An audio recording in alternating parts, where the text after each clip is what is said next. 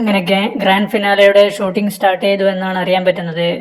അപ്പോൾ ഇന്ന് നടക്കുക പ്രധാനമായിട്ട് നമ്മുടെ എക്സ് കണ്ടസ്റ്റൻസിൻ്റെ ഡാൻസ് പെർഫോമൻസ്, സ്കിറ്റ് പെർഫോമൻസ് എന്നിവയൊക്കെയാണ് നടക്കുക, നമ്മുടെ എവിക്റ്റായി പോയ കണ്ടസ്റ്റൻസിൻ്റെ ഒക്കെ.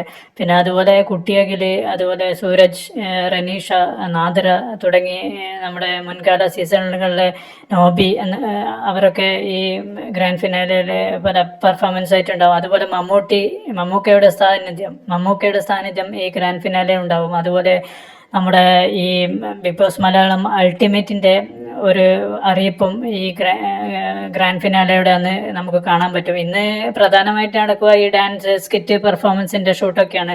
ലാലേട്ടൻ്റെ ഒരു ഇൻട്രോ ഷൂട്ട് മാത്രമേ ഇന്ന് ഉണ്ടാവുള്ളൂ. പിന്നെ നാളെയാണ് നമുക്ക് ബാക്കിയുള്ള 5 കണ്ടസ്റ്റൻസിനെ പിന്നെ നമ്മുടെ സ്റ്റേജിലേക്ക് കൊണ്ടുവരുന്നതൊക്കെ ഷൂട്ട് നാളെയാണ് നടക്കുക. അത് നാളെ ഒരു 3 മണിക്ക്, വൈകുന്നേരം 3 മണിക്ക് ആ ഷൂട്ട് നടക്കൂ. അതായത് ഈ ബാക്കിയുള്ള 5 കണ്ടസ്റ്റൻസിനെ സ്റ്റേജിലേക്ക് കൊണ്ടുവരുന്ന സീനൊക്കെ നാളെ മാത്രമേ ഷൂട്ട് ചെയ്യുള്ളൂ. ഇന്ന് പ്രധാനമായിട്ട് ഈ ഡാൻസ്, സ്കിറ്റ് പെർഫോമൻസ് ഒക്കെയാണ് നടക്കുക. ആരായിരിക്കും വിന്നർ എന്നുള്ളത് കൃത്യമായിട്ട് നമ്മൾ അപ്ഡേറ്റ് ചെയ്യും. ഇപ്പോൾ നിലവിൽ ജിൻറ്റോയ്ക്കും അർജുനുമാണ് ഏറ്റവും കൂടുതൽ ചാൻസ് ഉള്ളത്. അപ്പോൾ നിങ്ങളുടെ വോട്ട് ഹോട്ട്സ്റ്റാറിൽ രേഖപ്പെടുത്തുക.